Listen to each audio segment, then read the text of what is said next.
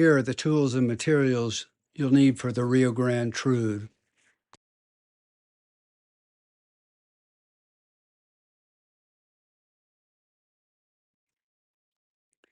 So let's get going with this. For those of you that are newer to tying, notice that I'm hitting the thread in my offhand and letting it guide the thread that I wrap around the hook shank. It's a good trick. You'll learn that. And this is a piece of golden pheasant tippet.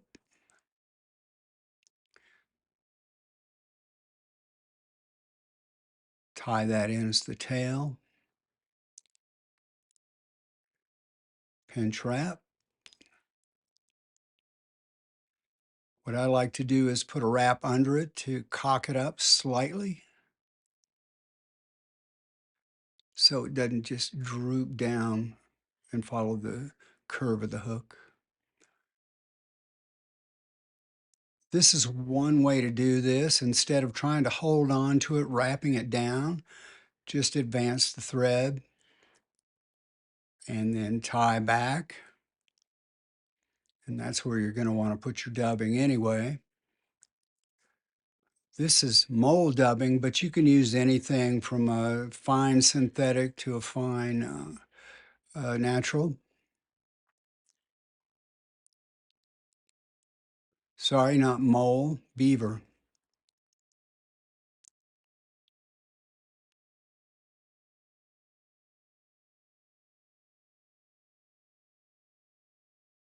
I tie so much with mole that it comes naturally.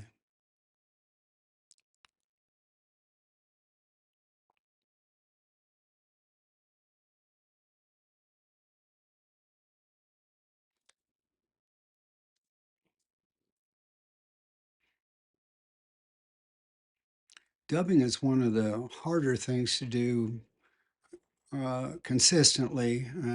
Just keep working on it. You'll get better. Some days I'm not very good at it. Some days I'm pretty good at it. Next comes the white calf body hair.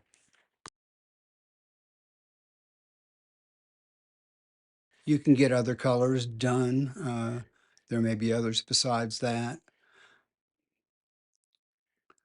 So the real trick of the calf tail is to get all the fuzz out from the base of the hairs. There's a lot of it in there.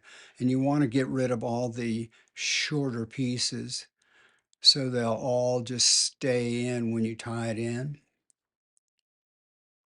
So just really work on it and stack it.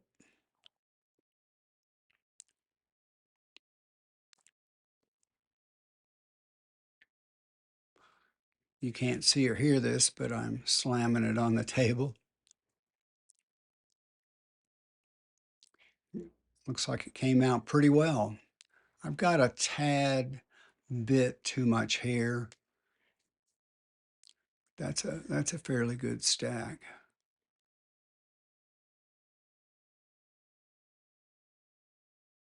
I spin the bobbin clockwise so it'll grip the hair better.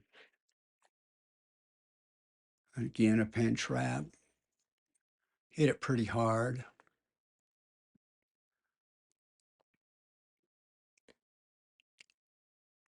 A couple of times. Now what I'm going to try and do is establish a base for the hackle. I want it as smooth as possible.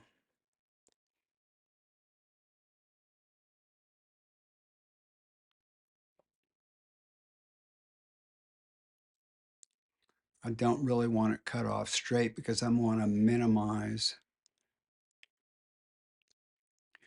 the jump from the hair to the hook shank.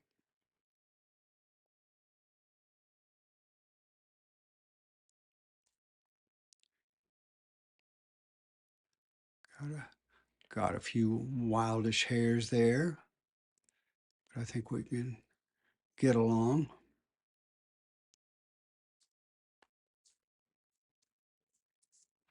Normally I'd put a little bit of glue on it right here,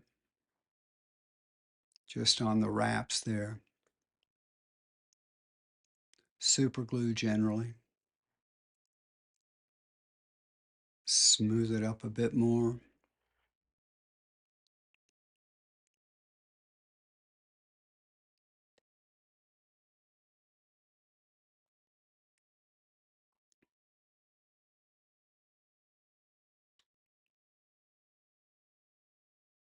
You can make that wing as long as you like.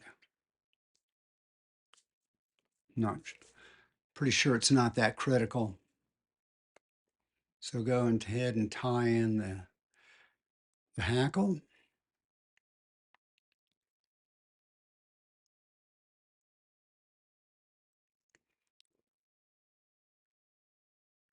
And wrap forward. Now, sometimes this might be good enough, but if I were going to just have that one course of hackle, I probably would have tied it in at the front and wrapped back. So I want two courses of hackle, so I'm winding my thread back through to the back side of the wraps, the hackle wraps.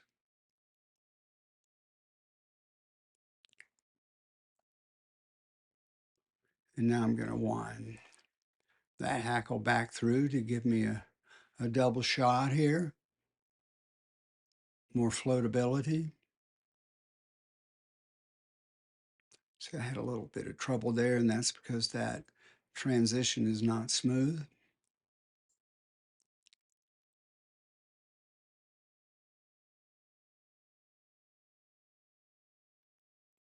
But you can see how much fuller the hackle is if you give it two. Your first row or your first course, you should leave gaps so you can wrap back through it. Now I'm wrapping back through the hackle one more time.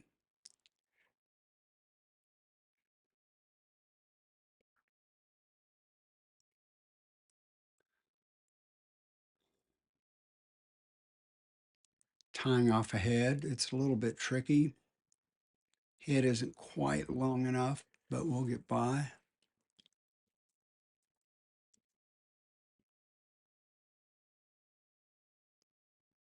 Trying to move some of those stray hairs out of the way of the eye, out of the way of the whip finish.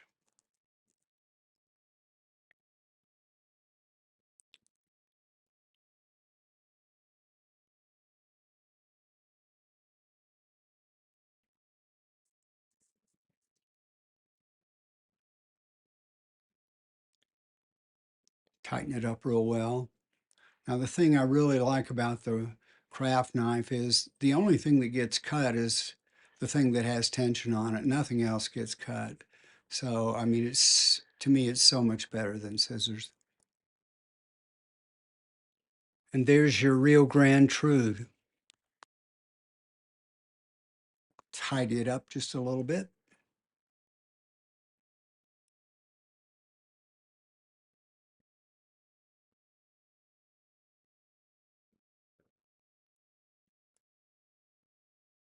There we go.